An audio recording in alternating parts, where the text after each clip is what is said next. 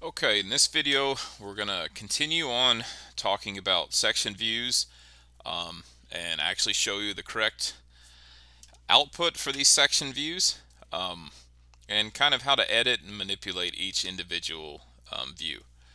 So one of the things last time, a couple of things we messed up. We didn't set the annotation scale prior to creating the views, and this time I actually set the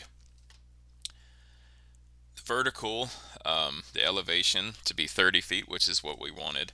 And I actually chose, instead of following the existing ground, I chose to follow the top. So it actually set most of these to be right where we wanted them. So when looking at our section views, this dashed line here, so we have a grid. That's what all the little dots are. So this is actually should be, I believe it's a 1-to-1 scale. Let's see, that's actually 10, and that's actually 10. So unlike our profile view, which is an exaggerated in the Y direction, these are actually in a 1-to-1 scale. So we have this line, which is our existing ground. We have this line, which is our datum. So this is our full cut or fill surface. And then this green now is our top. So you note here the top and the datum match right in here because we don't have any pavement on top of the datum that we're adding within these cut areas. Okay, but this is our ditch section that we're cutting out, and you can see how that follows as we go along. You'll note some interesting ones here. So 1450, and this is kind of what we need to go in and look at and see why certain things look the way they do, if there's any issues here. One thing I will note and show, that's once you're really working with your samples or section views, it's very helpful to split your view ports. I don't think we've talked about this yet, but if you come up to view and viewport configuration, you can actually set multiple different viewports. I think once you get into 4, you probably need to have a very large screen. But 2 is about all my mind can mentally handle and see. We're going to do 2 vertical. And so now I've got my section views here, and I can actually go back to my design plan view and have those looking at one at a time. So if you note here, our 1450 is right here on top of our bridge, and so it probably is showing that our bridge is doing a little bit, and our surface doesn't pinch very well with this bridge section because it's coming from over here and having to move in over there. A lot of times when you have a section view over a bridge or something like that, it's easier to just manually draw it in. Now the top should be correct, but you manually draw in the actual section view of the bridge. And we'll note that sometimes as you zoom in and out, the grid gets a little funky looking.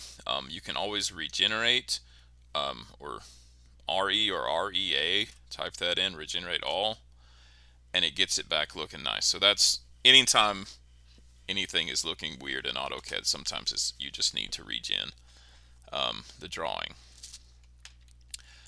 So just looking at these sections, a couple things that we can move around. So when you select your sections, you get this new tab that comes up, and you can choose to sample more sources. You can actually manipulate your actual sections, so you can add other things in. We can collectively manipulate any section view properties for the whole thing at once. There are some properties you can adjust as you go, and some you can't. So that's why in the last video we actually had to go back because the annotation scale, so we had to completely go back and redo. So some things you can adjust here, but it's not all the same options as you had when you were creating. But here, if we note, we could say, well, this section actually, it's a little bit high within our section view. So we could actually go in just into, well, actually, this is our view group properties. I'm sorry, I misspoke last time. So this was our full group. So this would affect everything within the whole group here. But if we want to, this is the individual section view.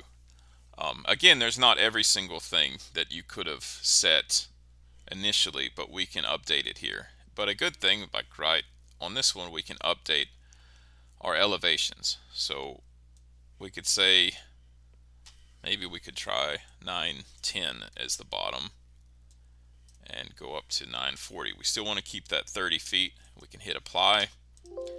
And now that puts it a little bit lower, and we can decide whether that's how we want it, or we could even say make it 905 and 935. And that puts it more kind of right in the middle. So we can adjust these individually to kind of get them all lined up. So some of them you'll just kind of have to, it's a personal preference call, but you'll have to come in and label as you go. But the nice thing here is, because of the way this is set up and at the 10 scale, now we have these preset in our template. But either way, even if you came to a basic layout view, so we'll delete that. But this is just a viewport. But this viewport, it was set to be at the 10 scale. So we're going to zoom extents and go find this. And a way to set the scale, the zoom within your viewport, you can hit Z, and then you can specify the factor. And if you go 1 divided by 10 XP, and then we're going to REA, it sets it to be the 10 scale. So we'll have to regen here in just a second again. But we're going to drag that corner right there. And now we have our sections perfectly within here. Now you'll note the grid didn't show up perfectly well here. And there's a couple reasons for that. There's an LT scale and a PSLT scale. So this is the line type scale. So we can type that. Okay, and we can set either 1 or 0. So now we can try the PSLT scale. Try 0. Now regen. And now they pop up. So sometimes you have to work with that just to make these work. And another thing on viewports, so we had to unlock this viewport, and now we can pan around, we can zoom in and out and move things as we go.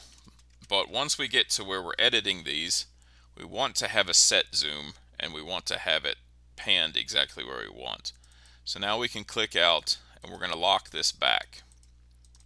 Now when I double click, I can actually click on each individual object. I can add text, I can draw lines in here, not that you want to, but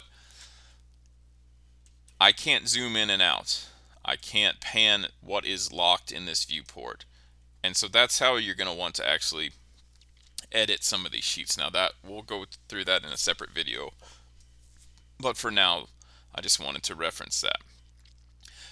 So in general, we have created our sections, and we can now take a look at all our section views, cross sections throughout our drawing and our whole design. So in the next few videos, we're going to be going through other things we can look at as far as our design, but we have a base design pretty well set. But we need to start thinking, what else can we do? What else do we need to do? Things like driveways, making sure our ditches actually flow all the way down here. Do we need to update any of the contours to accommodate this bridge? We probably do over here. We need to think about our actual bridge design, how the abutments sit in here. Do we need sloping, riprap, things like that? And then getting into all of our actual design plan production. So setting up our sheets, labeling our drawing, labeling our sections, our profiles, all those different things. So that's kind of what going to be what we're working through. But for now, we have essentially created a basic design. We've set our alignment, we've set our profile, we've got our corridor, manipulated it, and we've got our cross sections. So other than labeling, this is a very generic base design that we've created so far.